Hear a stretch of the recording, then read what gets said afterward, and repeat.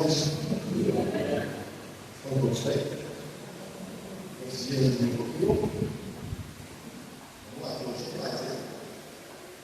Irmãos, está na lista do estudo, especial de Natal. Importante a gente, Natal é um memorial muito importante. E antes de nós iniciarmos com a oração, gostaria de irmãos que receber o boletim informativo. Os irmãos, que realmente estiveram conosco no ano passado, sabem como é o funcionamento. Os irmãos sabem o boletim, os irmãos podemos compor que se serão tratados hoje. E logo depois dele, quando você vira a sua Santa Memória, você vai aprender a chamar, que vai ser lido sempre hoje. Ok?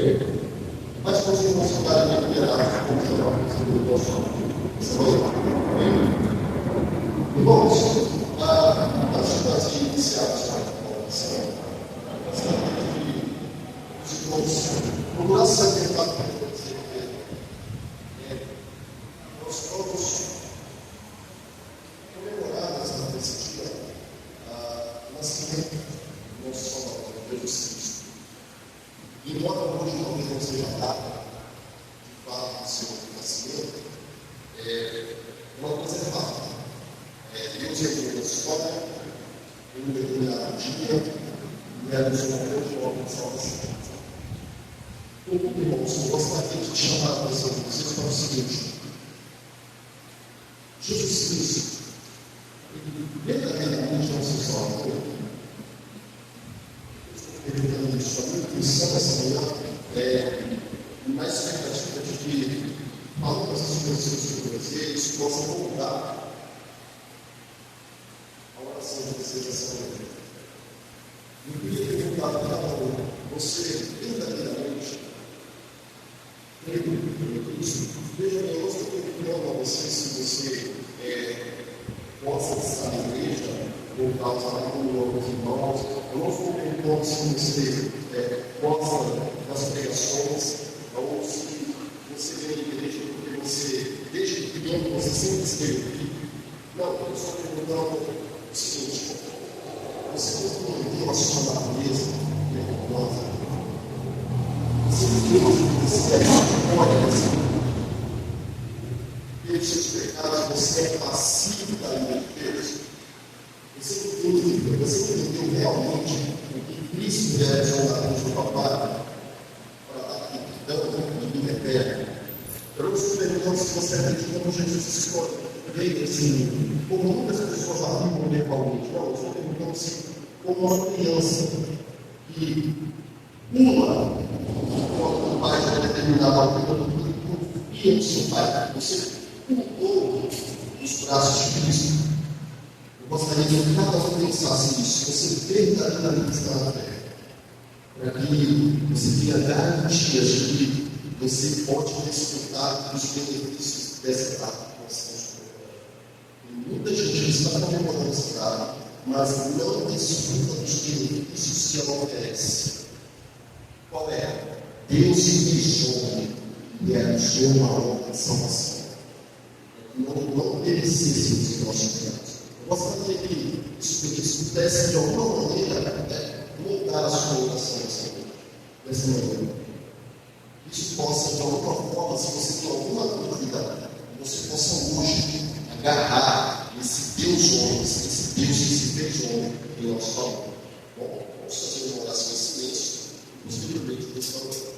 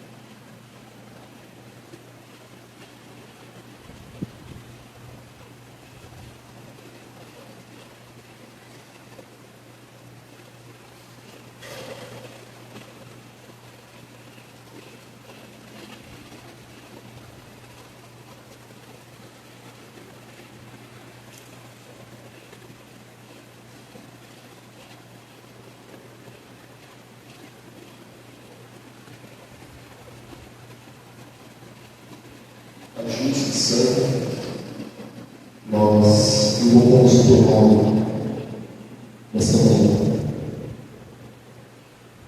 E em Cristo Jesus, nós buscamos a tua face, reconhecendo que o Senhor é o nosso Deus, Criador dos céus, da terra e tudo que nela se compõe.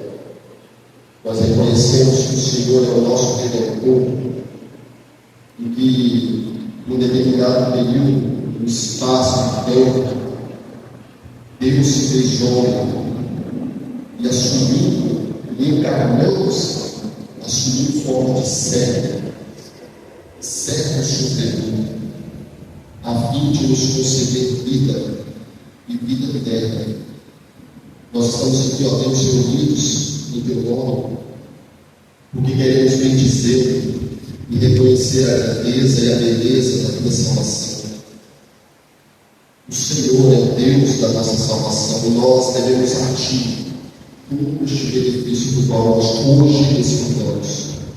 Agradecemos a ti, ó Deus, por se fazer homem, por nascer naquela manjedoura, por nascer naquela cidade entre homens pecadores. Nós agradecemos, ó Deus, por estar entre nós e sofrer uma morte de cruz, para que por meio da sua morte e ressurreição pudéssemos obter vida. Nós que somos eternamente gratos a Deus. Nada do que fizermos daqui por diante será o suficiente para pagar tamanho presente. Nós oramos ao Senhor nesta manhã, rendendo graças pela redenção que há em Cristo Jesus.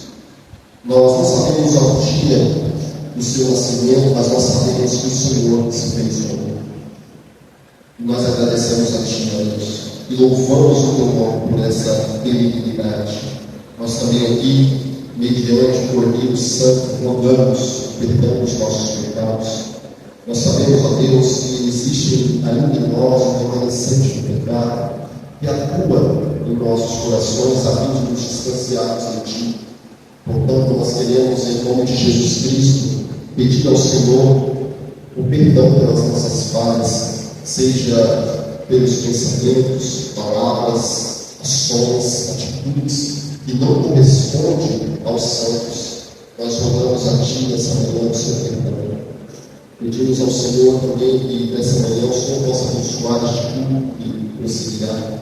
Aceite, ó Deus, através de Jesus Cristo, a nossa oferta de louvor, o nosso sacrifício dos nossos lábios a Ti, não porque somos alguém ou tenhamos alguma coisa que possa agradá-lo, mas por causa dos méritos de Cristo, da sua justiça. Recebe a nossa oração. Pedimos também ao Senhor que favoreça o pregador desta manhã, que a graça e o seu amor esteja com ele, capacitando e dando a plenitude do Espírito para uma pregação usada, plena e verdadeira, conforme com a palavra. Acima de tudo, ó Deus, que o Senhor seja exaltado, engrandecido, que nós venhamos nos diminuir e o Senhor venha crescer, que nós sejamos conformados à imagem de Cristo. Que o Senhor receba toda a honra e toda a glória, em nome de Jesus. Amém.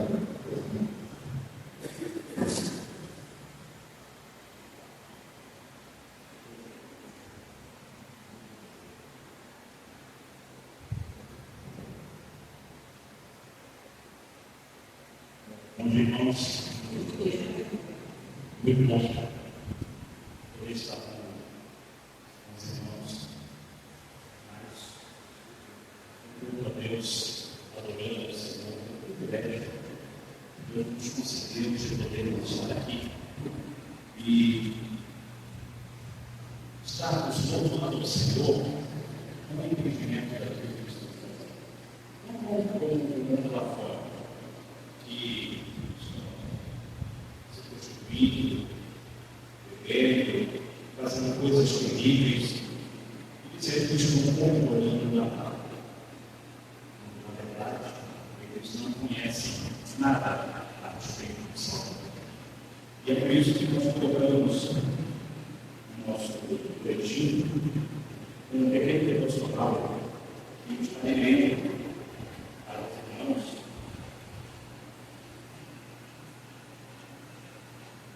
Vai fazer com que lembremos um título do qual nós estamos aqui.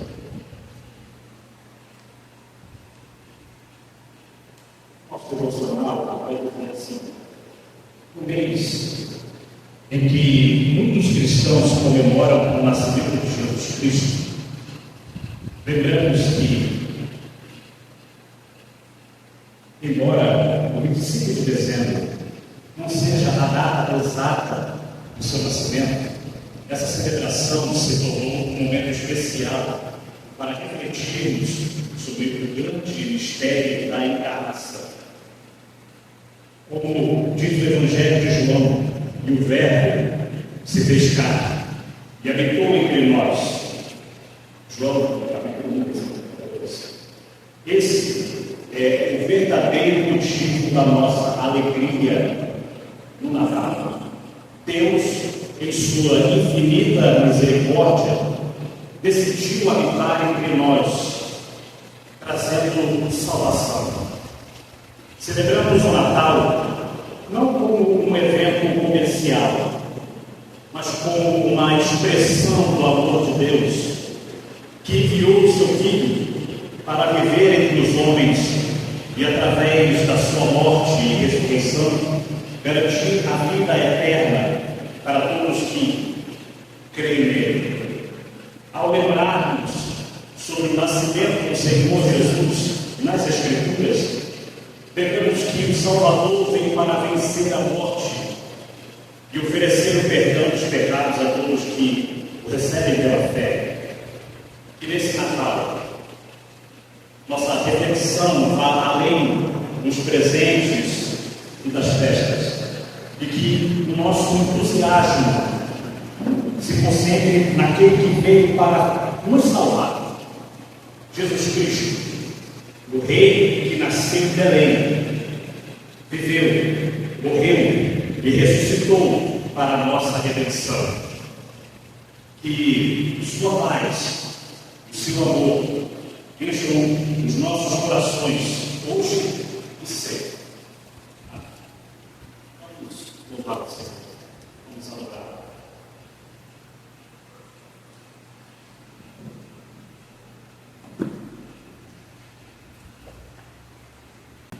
Bom dia, irmãos. Eu convido a igreja a que eles puderem se colocar em pé.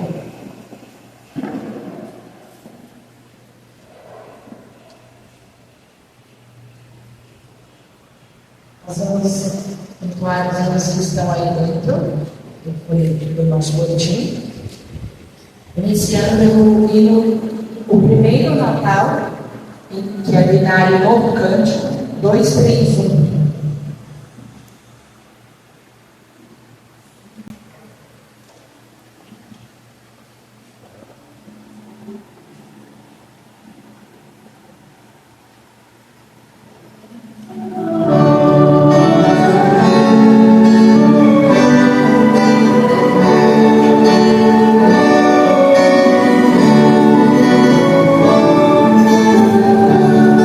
Esse anjo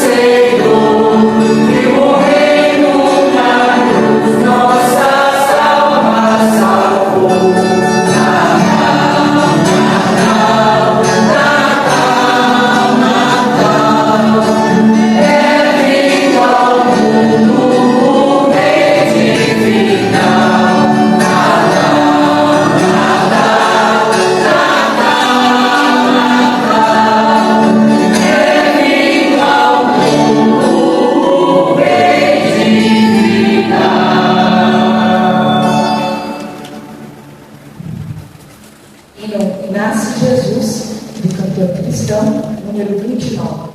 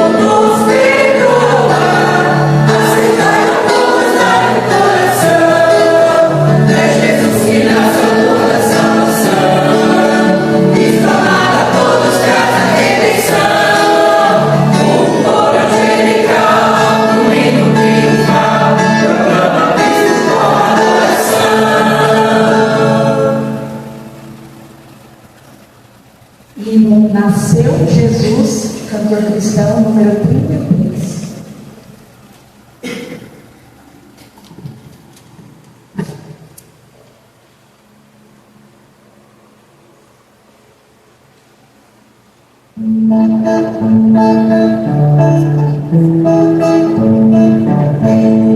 Nasce Jesus, fonte de luz, descem os anjos cantando. Nasce Jesus, é nossa luz, terras vem hoje se vando. Nasce Jesus, fonte de luz, rompe as cadeias do forte, raio de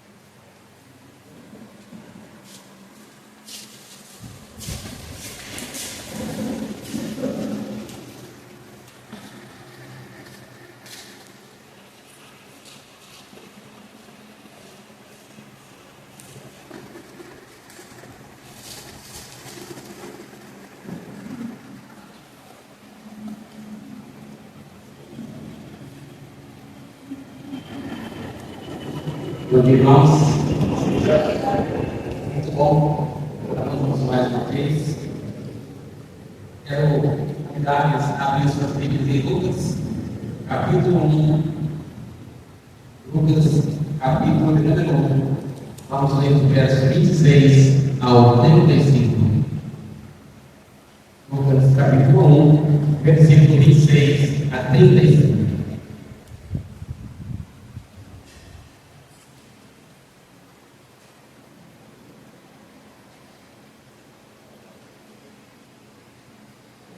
Vamos encontrar?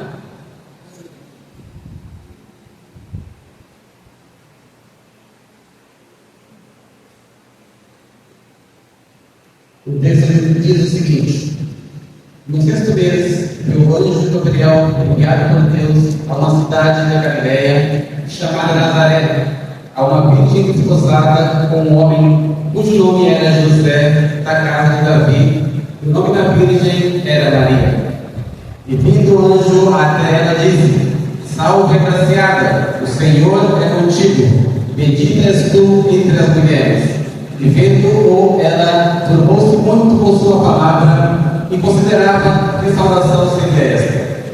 Disse-lhe então o anjo: Maria, não temas, porque o achaste graça diante de Deus. E eis que em teu ventre conceberás e darás à luz um filho, e chamarás o seu nome Jesus. Este será grande e será chamado Filho do Altíssimo. E o Senhor Deus lhe dará o trono de Davi, seu pai. E reinará eternamente na casa de Jacó, e o seu reino não terá fim.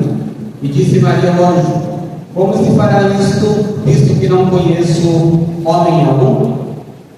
E respondendo o anjo, disse-lhe: e será sobre ti o Espírito Santo, e o poder do Altíssimo te cobrirá com a sua sombra. Por isso também o santo que de ti há de nascer será chamado Filho de Deus. Senhor Deus, muito obrigado. Estamos diante da tua santa palavra. O que maravilhosa é esta profecia que nós todos cremos através do próprio Jesus Cristo. Nós te louvamos por esta oportunidade, por esta bênção. E queremos agora, neste momento, pedir a tua graça, pedir ao teu Espírito Santo que nos envolva, que nos conduza, pedir ao teu Espírito Santo que nos guie, que nos oriente, que nos faça com que nosso coração esteja totalmente voltado à tua palavra e a glorificar o teu nome. Que o Senhor nos ajude, em nome de Jesus. Amém. Eu quero trazer para vocês uma pregação hoje um pouco diferente, que estamos acostumados a ouvir, porque essa é uma pregação onde eu vou citar algumas referências bíblicas, não uma pregação exatamente expositiva no sentido que se conhece.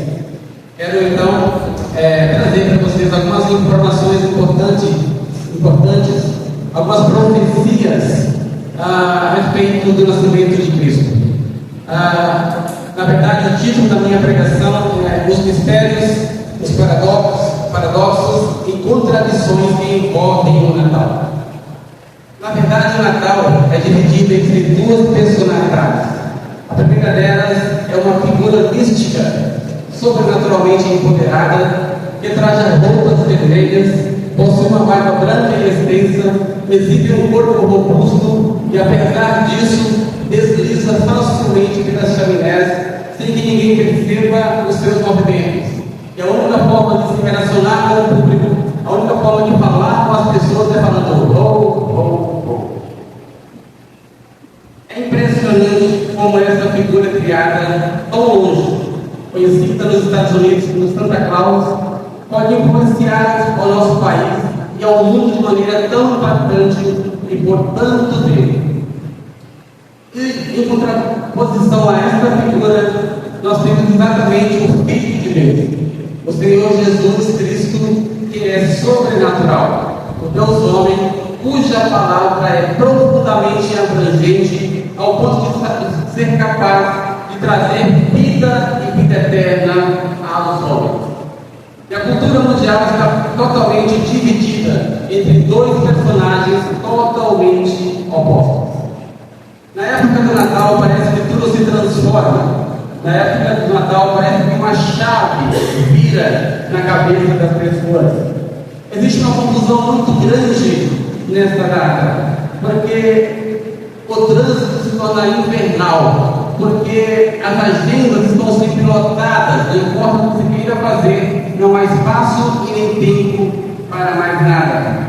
É algo que as pessoas buscam, parece que elas buscam algo de forma muito urgente, e isso é bastante estranho com o que nós entendemos do Natal. Enquanto tudo isso acontece, toda essa confusão que envolve a mente e o coração do povo, também envolve as suas atitudes, elas estão dizendo que isso é tudo uma preparação que estão fazendo para que tenham paz, para que tenham um momento de paz. Eles acham que estão cultivando a paz dessa forma. Mas, infelizmente, não é isso que acontece. O número de pessoas que morrem nessa data, o número de suicídios aumentam assustadoramente, especialmente na época do Natal. Mas, há mais de 2.000 anos atrás, uma estrela brilhou no céu sobre o lugar onde o Senhor Jesus nasceu.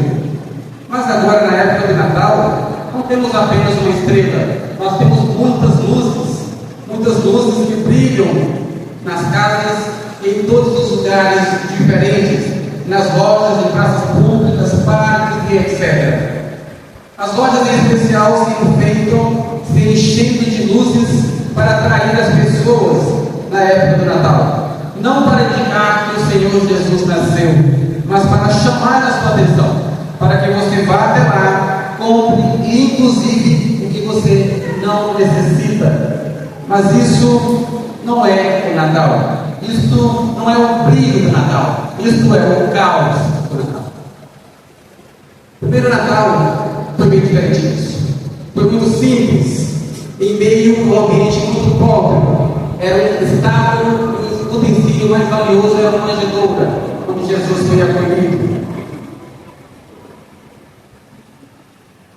E naquele tempo foram lá homens sábios para adorá-lo verdadeiramente e levar presentes para ele em adoração à sua santidade, em adoração a ele, que é o Rei. Mas hoje os homens todos ignoram completamente a atitude daqueles homens sábios. O Natal tem um outro significado. E longe de ser algo simples e com a atenção voltada para a pessoa que verdadeiramente o representa, as pessoas entendem o Natal como um momento de oportunidade de esbanjar bilhões em todo o mundo, mas com outros propósitos. Investindo em coisas meramente transitórias, esquecendo que Papai Noel é aquele que te dá algo, ou que você acha que te dá algo que você merece, enquanto Cristo é que te dá aquilo que você precisa, embora você não mereça. Essas são apenas algumas amostras dos paradoxos que envolvem o Natal, mas o mais importante deles nós encontramos nas Sagradas Escrituras, principalmente no que os profetas do Antigo Testamento disseram sobre Cristo antes dele nascer. Porque o que os profetas disseram sobre Jesus era algo bastante difícil de compreender para, inclusive, aqueles que falavam as profecias. Embora falassem dirigidos pelo Espírito Santo, embora os profetas falassem aquilo que Deus os mandou falar, para eles os profetas era algo difícil de compreender, porque eram profecias bastante estranhas à capacidade de compreensão dos homens. Veja só o que o apóstolo Pedro disse em 1 Pedro 10:11 a respeito das profecias que estes profetas declamavam. Ele diz: da qual salvação inquiriram e trataram diligentemente os profetas que profetizaram da graça que vos foi dada, indagando que tempo ou que ocasião de tempo o Espírito de Deus, o Espírito de Cristo que estava neles, indicava anteriormente, testificando os sofrimentos que a Cristo havia de vir e a glória que se lhes havia de ser. Quanto a esta salvação, os profetas que profetizaram da graça que viria sobre vós. Pedro está falando aos seus ouvintes. Quanto a esta salvação, os profetas que profetizaram da graça que viria sobre vocês, buscaram cuidadosamente, desejando saber, tempo ou ocasião de tempo, o Espírito de Cristo que estava neles indicava anteriormente, testificando os sofrimentos que a Cristo haviam de vir e também a glória que haviam lhes de seguir. Aqui se trata de duas profecias: o sofrimento de Cristo e também a glória de Cristo. Em algumas profecias do Velho Testamento, a vinda de Cristo aparece como aquele que está trazendo alegria para o mundo. Em outras é apresentado como um homem de dores. Também Cristo é visto como conquistador e às vezes como rejeitado. Às vezes Cristo é considerado um exemplo de triunfo e poder, mas às vezes é um desprezível exemplo de fraqueza. Algumas profecias apresentam Cristo como aquele que vai trazer vida e outro como aquele que há de morrer. Alguém diz que ele é o rei agora, rei dos céus e da terra, eterno rei, desejo de todas as nações. E ainda ele é dito por alguém que em sua aparência não havia nada que os homens pudessem desejar. A história do Natal, o nascimento de Cristo, é toda envolvida com mistérios e coisas aparentemente improváveis, porém reais. O mistério da encarnação, conforme aponta a profecia de Isaías no capítulo 7, é a realidade do Natal, que é o aniversário do Filho de Deus, que ao mesmo tempo é Filho do homem. Os dois, homem e Deus, na mesma pessoa. Nós só entendemos isso porque temos a revelação completa do Novo Testamento. Mas os profetas do Antigo Testamento tiveram dificuldades para lidar com essas revelações a respeito destas coisas sobrenaturais que haviam de acontecer.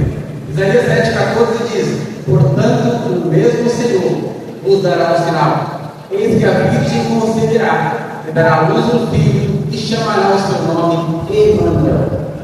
O contexto aqui é que Deus queria dar um sinal ao rei Acaz em relação a uma questão que estava acontecendo em Israel, uma situação de ameaça contra Israel. Mas o rei Acaz considerou que não seria necessário ter de Deus este sinal, como ele já cresce no socorro de Deus. Mas Deus fez questão de dar este sinal. E ele deu este sinal através de uma profecia, não apenas para o rei Acaz, mas uma profecia para o mundo. Ele disse que nasceria Jesus de Maria. Imagina então uma virgem dar a luz a um filho. Isso parece tão natural como diz hoje. Uma virgem dar a luz a um filho. Ora, isso nunca aconteceu. Isso é impossível, mas teria que ser assim. O propósito de Deus poderia se cumprir se assim fosse. Então Maria, sendo virgem, engravida através da concepção do Espírito Santo, e está grávida de um menino. Um menino homem, um menino Deus. Não dois filhos, um filho por duas naturezas, divina e humana. Filho de Deus e filho de Maria. Estes são alguns paradoxos a respeito do nascimento de Cristo, a respeito do Natal. Como era difícil entender uma profecia destas naquele tempo? Uma virgem grávida? Todos entendem a gravidez como um processo natural e normal, mas desta forma é algo bastante difícil de compreender. Como uma virgem teria um filho cujo nome seria Emanuel? Acaz considerou desnecessário que o Senhor lhe desse um sinal, mas o próprio Deus, de sua própria vontade, vai produzir um sinal sobrenatural, identificando que viria um rei muito maior do que o rei Acaz, ou grande rei. E o sinal é este: uma virgem vai conceber e dar à luz a uma criança que também é Deus. Esta é, sem dúvida, uma chocante notícia que o próprio Deus faz questão de anunciar não somente ao rei da casa, mas ao mundo. O Evangelho de Mateus vai deixar clara essa profecia em Mateus 1,23, quando ele vai dizer: eis que a Virgem concebeu e deu à luz a um menino, a um filho, que será chamado Emanuel, que traduzindo é Deus conosco. Ele é 100% homem e 100% Deus. O que para a ciência, o que para a razão humana, se trata de algo absurdo. Como pode alguém ser 100% homem, ou 100% uma coisa, e 100% outra coisa, e ainda assim indivisível? Como isso pode ser possível? Como isso pode funcionar na mente e na razão humana? Este é, sem dúvida, o maior enigma. A razão nunca será capaz de decifrar a palavra. Porém, se trata da mais pura verdade, que só pode ser alcançada através da fé. Mas não para por aí. Isaías, mais uma vez, vai introduzir outras dessas profecias de difícil compreensão para os profetas e também para aqueles que os ouviam naquela época. Em Isaías 9,6 ele vai dizer: porque o menino nos nasceu, um filho se nos deu, e o principado está sobre os seus ombros, e se chamará o seu nome maravilhoso, maravilhoso conselheiro, Deus forte, Pai de eternidade, príncipe da paz. Percebam que Isaías traz dois nomes diferentes para esta criança. Ele fala o menino e fala o filho. O menino nos nasceu e o filho se nos deu. Ele faz uma distinção entre menino e filho. Sendo assim de passagem, de forma superficial, a gente não se atenta para essa questão. Mas aqueles que são mais aprofundados nos estudos bíblicos vão dizer que havia um propósito pelo qual Isaías usou as duas palavras diferentes, embora pareçam a mesma coisa. O menino se nos deu, o menino nos nasceu e o filho se nos deu. Sendo que essa citação que Isaías faz, utilizando essas duas palavras que parecem similares, vai indicar coisas diferentes. A palavra menino, o menino nos nasceu, indica e aponta para a humanidade de Jesus. E a frase inclui: o filho se nos deu, aponta para a divindade de Cristo.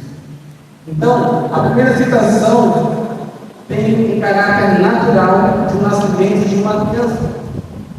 O menino nos nasceu. A segunda citação tem um outro caráter que vai apontar para uma criança que não apenas foi nascida de uma mulher, mas que foi dada por Deus. O menino nos nasceu, é o nascimento natural. O filho que nos deu, é um filho que foi dado por Deus. É um filho que foi dado como se sempre existisse e foi dado. O que é de fato a verdade?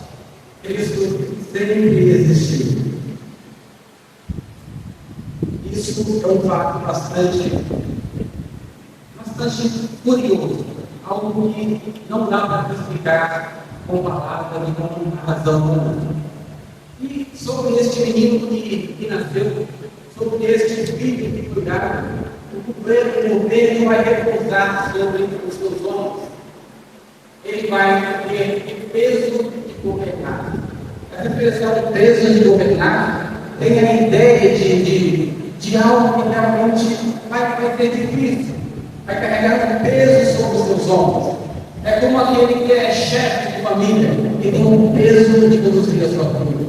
É como aquele que é gerente de uma empresa e tem um peso de ser o administrador, o responsável por aquela empresa. É como aquele que é o chefe do hospital e tem a responsabilidade de tomar conta de tudo. Então, este peso estará sobre os ombros desta criança.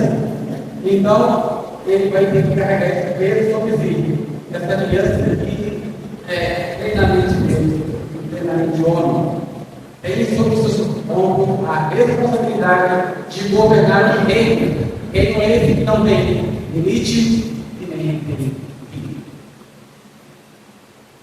Em Isaías 7, Isaías 9, verso 7, vai dizer: o aumento deste principado e da paz não terá fim, sobre o trono de Davi e o seu reino, para afirmar e fortificar com juízo e com justiça, desde agora e para sempre.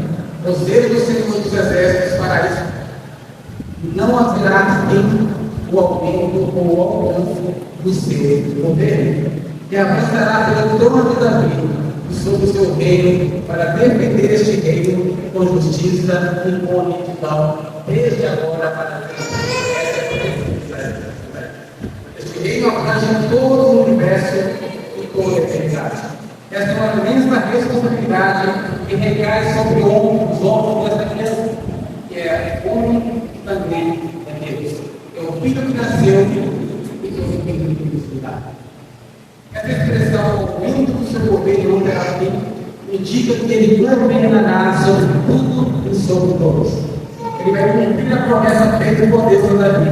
Ele vai sentar-se sobre o trono de Davi e cumprir o que está proposto na aliança de Deus com Davi. O Salmos 89, no verso 3 e 4, vai dizer: fiz uma aliança com o meu espírito e jurei ao meu servo Davi, dizendo: a tua semente estabelecerei para sempre, e edificarei o teu trono de geração em geração. Então, este que nasceu é aquele que virá, e ele estabelecerá o reino, ou o seu reino, com justiça e também com retidão. E ele vai estabelecer um reino com justiça e com retidão, não tenha dúvida que também haverá punição. Mas o Salmo número 2 nos informa que ele vai governar com vara de ferro. Ao concluir o Salmo 22:9: tu, povo, esmigalharás com uma vara de ferro, tu os despedaçarás como um vaso de ouro. Portanto, ao mesmo tempo que este rei governará com justiça e com retidão, também governará com punição. Mas ainda assim, apesar de governar com justiça, com retidão, e apesar de haver punição, este reino ainda será um reino de paz. Um governo de paz. Paz estabelecida por meio de justiça e por meio de retidão. E isso permanecerá para sempre, porque o Senhor dos Exércitos é zeloso em relação à sua palavra, e o seu propósito não pode ser alterado. Temos então a profecia a respeito do menino que nasceu, menino no sentido terreno e filho no sentido celestial. Ele vai ter um reino sem limites em termos de espaço e sem limites em termos de tempo. E para identificar melhor o seu reino, foi dado um nome, que é o composto de diversas características. Este menino recebeu um nome, que é composto de diversas características. Voltando a Isaías 9:6, vai dizer: porque o menino nos nasceu, um filho se nos deu, e o principado está sobre os seus ombros, e ele se chamará o seu nome, Maravilhoso Conselheiro, Deus Forte, Pai da Eternidade, Príncipe da Paz.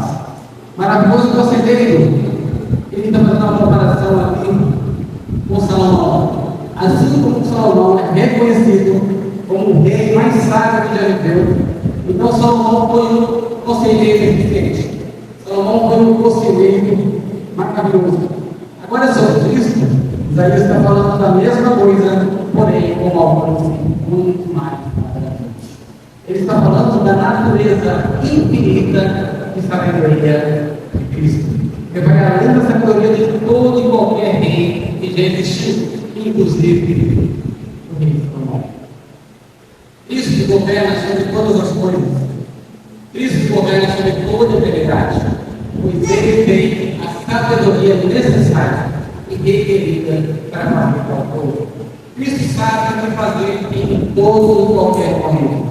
Cristo tem poder para fazer todas as coisas perfeitamente. Então, você precisa de um conselheiro, não há outro mais excelente que Cristo. Você precisa de um conselho, não há conselho mais verdadeiro e mais poderoso do que o conselho de Cristo. Ele é o conselheiro mais perfeito que já existiu. É o maravilhoso conselheiro. Segundo aspecto do seu nome é Deus forte, ou Deus poderoso. A sua sabedoria é igual ao seu poder. O seu poder é igual à sua sabedoria. Sempre que Isaías usa esse adjetivo, o Deus Todo-Poderoso, no seu livro, ele se refere à sua divindade, no sentido absoluto, no sentido pleno.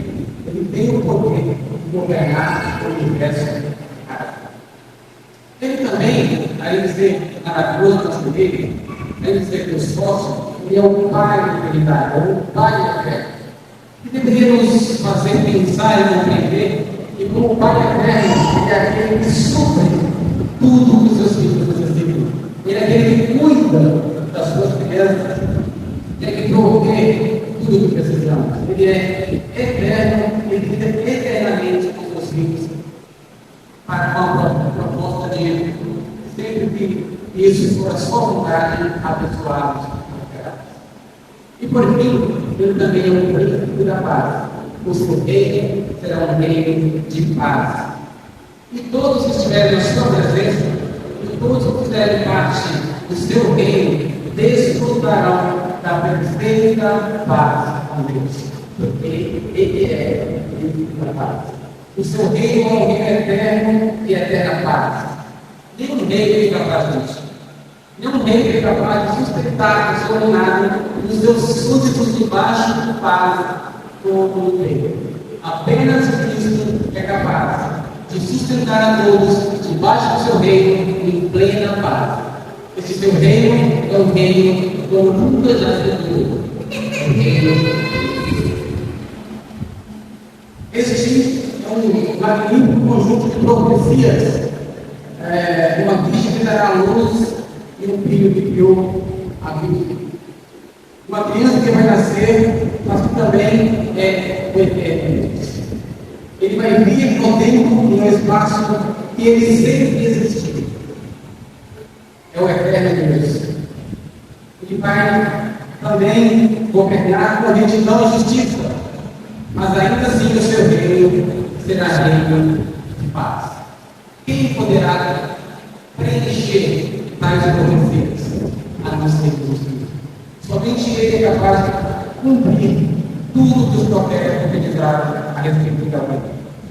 E Lucas vai trazer a resposta para a gente no seu capítulo 1, no verso 27, que nós lemos, quando vai dizer, que vai parafraseando aqui, Lucas 1:27, quando o anjo disse a Maria, saudações agraciadas, o Senhor é contigo, não tenha medo, você encontrou graça diante de Deus. Você dará luz ao teu filho, o seu nome chamará Jesus, ele vai ser grande e será chamado Filho do Altíssimo. E o Senhor vai dar a ele o trono do seu pai Davi, e ele vai reinar sobre a casa de Jacó. E o seu reino jamais terá fim. E o Espírito Santo virá sobre você, e o poder altíssimo vai te envolver, e por esta razão, esta santa criança será chamada Filho de Deus. Tudo que foi profetizado em Isaías 7:9 cumpre-se exatamente em Cristo. E João testificou disso dizendo: nós vimos na sua glória, como a glória unigênita do Pai, cheia de graça e de verdade. Muitas e muitas citações a respeito de Cristo, a respeito do seu nascimento, estão dentro do Antigo Testamento. Gênesis 3:15 vai dizer que ele é a semente da mulher. Daniel 7:13 vai dizer que ele é o filho do homem. Em Salmos 2:7 ele é o filho de Deus. Em Gênesis 22 ele é o filho de Abraão, embora exista o filho de Abraão. Em 2 Samuel 7 ele diz que ele é o filho de Davi, embora Isaías 11:10 diz que ele é a raiz de Jessé, o pai de Davi. Em Mateus 22 ele é os dois, o filho de Davi e o Senhor de Davi. São mistérios, são enigmas, são coisas difíceis de compreender, bem embora no Natal, não podem ser. Mas que a Bíblia fizesse umas coisas. É impressionante a aparência para dar salvos em volta dessas afirmações. Apenas Cristo, com todos os princípios. O Filho que nasceu de uma virgem que viveu. E João 14:9, o próprio Cristo diz: se você me vê, você vê. Tudo fica claro apenas no outro. Aqueles que profetizaram sobre isso não eram capazes de compreender exatamente o que estavam dizendo. Porque não tinha essa relação completa. Não sabiam exatamente como isso se deu. Mas o que a respeito de Cristo é de uma importância muito grande para nós percebermos. Porque como que Deus conduziu toda a história de sua revelação através de situações, declarações envolvidas em paradoxos e mistérios, mas que Deus, no decorrer do tempo, foi se transformando no claro e compreensível, até culminar na plenitude da revelação, que é o próprio Jesus. A última dela, para encerrarmos, embora resta muito mais, é a respeito do mistério da pedra. Ele é citado no Antigo Testamento como uma pedra, com diferentes significados.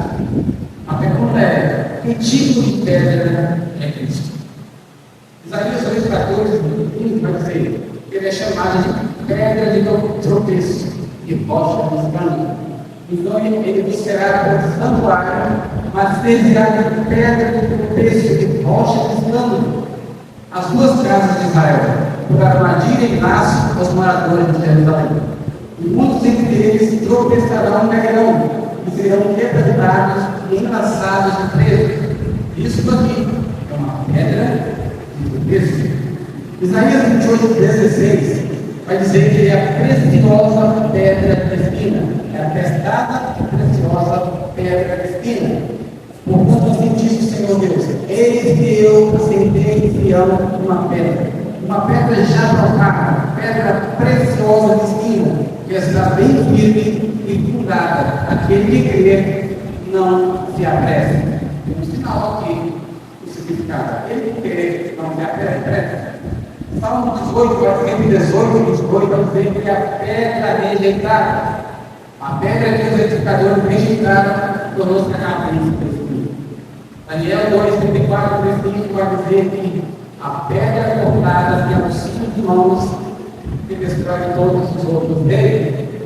Ele diz: estavas vendo isso quando a pedra foi cortada sem auxílio de mão, o qual feriu a estátua nos pés do ferro, a estátua nos pés do ferro e de barro, e os esmiuçou. Então, conjuntamente, esmiuçaram o ferro, o barro e o bronze, a prata e o ouro, os quais se fizeram para a grana das eiras do destino. O vento os levou, e não se achou lugar algum para eles. Mas a pedra que feriu a estátua se tornou um grande monte e encheu toda a pedra. Afinal de contas, que tipo de pedra? Essa é uma pergunta importante. Será que a pedra desse? Será que isso é uma pedra preciosa? Será ele então uma pedra rejeitada? Pedra que destrói reis? Afinal de contas, como decifrar algo tão aparentemente contraditório? Como decifrar a língua? Ele é uma pedra perigosa? Uma pedra de boa vida? Uma rocha de refúgio? Ou uma rocha de julgamento? Que pedra é esse refere?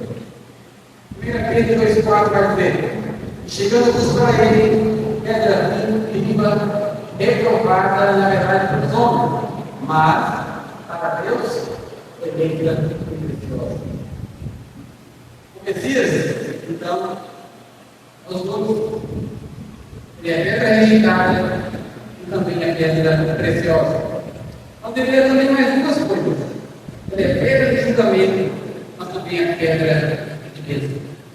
Bom, no verso 6, Pedro vai citar a profecia do Antigo Testamento dizendo: por isso também as Escrituras se contêm: eis que põe em Sião a pedra principal, eleita e preciosa, que quem nela crer não será confundido. Quem e nela crer, não será confundido. Parece que estamos chegando próximo de uma resposta. Que tipo de pedra Cristo é? A resposta completa desse dilema está nos versos 7 e 8 deste mesmo capítulo 2 de Pedro. Verso 7. E assim para vós, os que credes, é preciosa. Mas para os rebeldes, a pedra que os edificadores reprovaram, essa pedra é uma pedra de Verso 8. Uma pedra é uma pedra de tropeço e rocha de escândalo para aqueles que tropeçam a palavra, sendo desobedientes para o que também foram destituídos. Então, Cristo é pedra de julgamento, mas também é pedra de bênção. Para aqueles que creem, para aqueles que são obedientes, é pedra de bênção. Mas aqueles que são desobedientes, que são rebeldes, ele é pedra de julgamento. É interessante aqui como Pedro fala que os desobedientes terão Cristo como uma pedra de tropeço, como uma pedra de julgamento, porque são desobedientes. Mas também eles foram destinados a desobediência. Mas se você está aqui e entendeu e sabe o verdadeiro sentido do Natal para nós, é que você verdadeiramente creu no Filho de Deus. E assim, se assim for, você pode receber as palavras do apóstolo Pedro, no verso 9 e 10, que dizem: mas vós sois geração eleita, sacerdócio real, a nação santa, o povo adquirido, para que anuncieis as virtudes daquele que vos chamou das trevas para a maravilhosa luz. Vós que em outro tempo não erais povo, mas agora sois povo de Deus. E não tinhais alcançado misericórdia, mas agora alcançaste misericórdia. Isso só serve, isso só tem efeito, isso é verdade para aqueles que estão em Cristo, para aqueles que Cristo é a pedra de Deus, não é a pedra. Mas, se você ainda não tem tais coisas, Cristo ainda é uma pedra de Deus. Tem que estar ciente disso. Se você não entende essas coisas, Cristo ainda é uma pedra de julgamento. Ainda há espaço, ainda há tempo para que você clame por sua misericórdia e receba os benefícios de ser de Cristo como uma bênção, uma pedra de bênção na sua vida. Porque Cristo, como homem, como Deus, como homem, ele padeceu sem pecar de todas as nossas dificuldades. Ele é capaz de compreender as nossas vidas. E como Deus, ele é capaz e poderoso de perdoar todos os nossos pecados, desde que vamos até Ele e reconheçamos a nossa situação de dependência dele. Aí então você poderá comemorar o Natal verdadeiramente. Você então poderá comemorar o aniversário deste que verdadeiramente nasceu, ainda que não seja exatamente hoje, mas verdadeiramente Cristo nasceu, verdadeiramente Cristo viveu, verdadeiramente Cristo também morreu, mas Ele também ressuscitou. Nós temos hoje uma esperança inabalável, porque cremos e sabemos de tudo isso. Cristo viveu, Cristo nasceu, Cristo morreu, Cristo ressuscitou. A nossa esperança está firmada em que Cristo vive e vive para sempre. Deus está nisso aí. E na aula nós temos significado real nessas vidas. Não como umas festas que estão agora, os perdidos, mas que o Natal reflita exatamente aquilo que nós entendemos como aquele que veio trazer vida e vida eterna. Cristo é o nosso Natal. Que essa seja a verdade para nós, que a gente possa fazer parte da nossa vida. Amém? Oi, Deus. Senhor, muito obrigado. Nós te louvamos, louvar essa oportunidade, pela palavra, sobre as coisas maravilhosas que envolvem o nascimento de Cristo e compreender o quanto isso é verdade para nós. E compreender quão importante para nós é este fato, essa verdade. Que nós podemos sentir em nossas vidas e que nós possamos viver o verdadeiro Natal. Que não seja só hoje, mas que seja algo que permanece em nossas vidas em todos os dias que estivermos aqui. E que o Espírito Santo possa nos abençoar e que tudo mais seja edificado no nosso meio, não importa como estamos e o que fazemos. Que isso possa ser o Senhor em nossa vida e possa conduzir todo o processo para essa vida, para agora e para o Senhor. Em nome de Jesus, que nós oramos e agradecemos.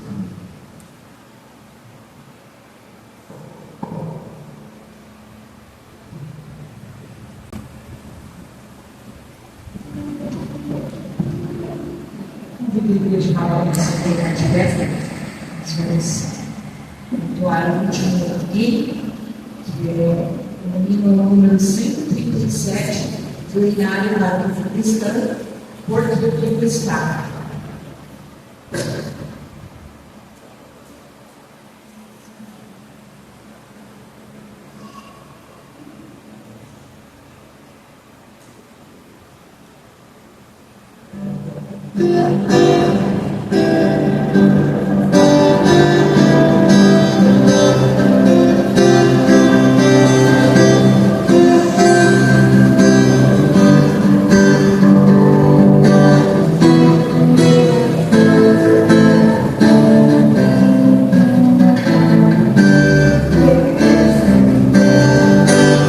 Deus enviou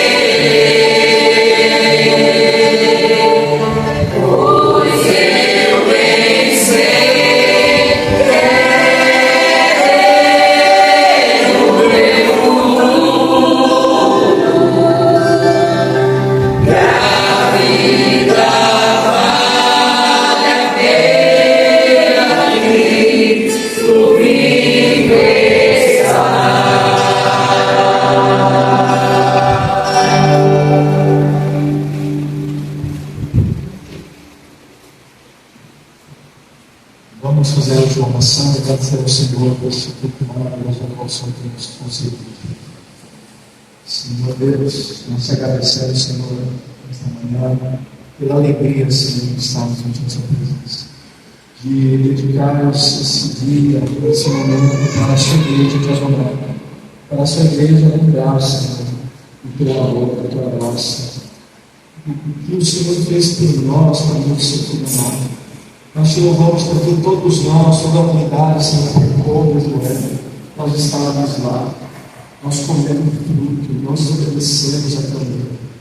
Mas nós te louvamos, Senhor, pois por meio da rebeldia, do pecado e das consequências que tudo isso veio sobre este mundo, o Senhor nos fez uma promessa que viria descendente da mulher, que viria alguém que viria soltou dos seus pecados.